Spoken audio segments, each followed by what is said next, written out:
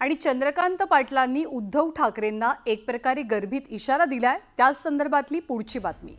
महायुती सरकार आणि अमित शाह यांच्यावर टीका करण्यापेक्षा पक्षाला लागलेल्या गळतीकडे जरा लक्ष द्या, अन्यथा मुंबई महानगरपालिकेच्या निवडणुकीत उबाठाला उमेदवारच मिळणार नाही अशी जोरदार टीका भाजप नेते चंद्रकांत पाटलांनी केली आहे। आणि त्याला संजय राऊतांनी सुद्धा जोरदार उत्तर दिलं आणि चंद्रकांत पाटलांनी आधी त्यांच्या पक्षाची चिंता करावी असा पलटवार केलाय।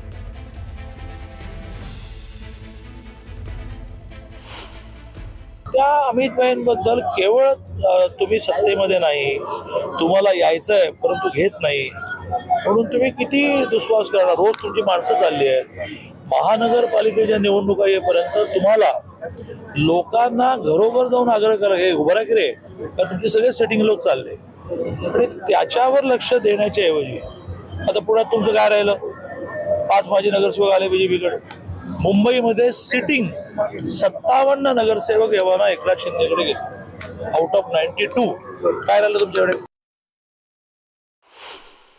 चंद्रकांत पाटलांची अजिबात चिंता करू नये। आमच्याकडे उमेदवार राहतील किंवा न राहतील याची चिंता करू नये। त्यांनी अमेरिकेमधल्या इंटेलिजन्स ब्युरोच्या अध्यक्षा तुलसी गेबार्ड यांनी ईव्हीएम संदर्भात जे सांगितलेलं आहे, तुलसी गेबार्ड त्या अमेरिकेच्या इंटेलिजन्स डिपार्टमेंटच्या प्रमुख आहेत, म्हणजे फार महत्त्वाच्या पदावर आहेत। त्याच्यामुळे महाराष्ट्रात तुम्ही कसा विजय मिळवलेला आहे हे तुमच्या प्रिय मैत्रिणींना सांगितलेलं आहे सरकारच्या, त्याच्यावर तुम्ही चिंतन करा। आमच्या पक्षाचं काय करायचं त्यासाठी आम्ही संवाद करू। असं आहे की शिवसेना मागे लागून देवेंद्रजी, एकनाथजी, अजित पवारांना आणि वरच्या नेतृत्वाला कन्व्हिन्स करून आली नाही। यायचं की नाही, घ्यायचं की नाही माझा विषय नाही, तर महानगरपालिकेला मुंबईसारख्या ठिकाणी उभं करायला माणसं मिळणार नाहीत। आता याचा अर्थ असा आहे का की ते मागे लागले तसं मी म्हणतोय?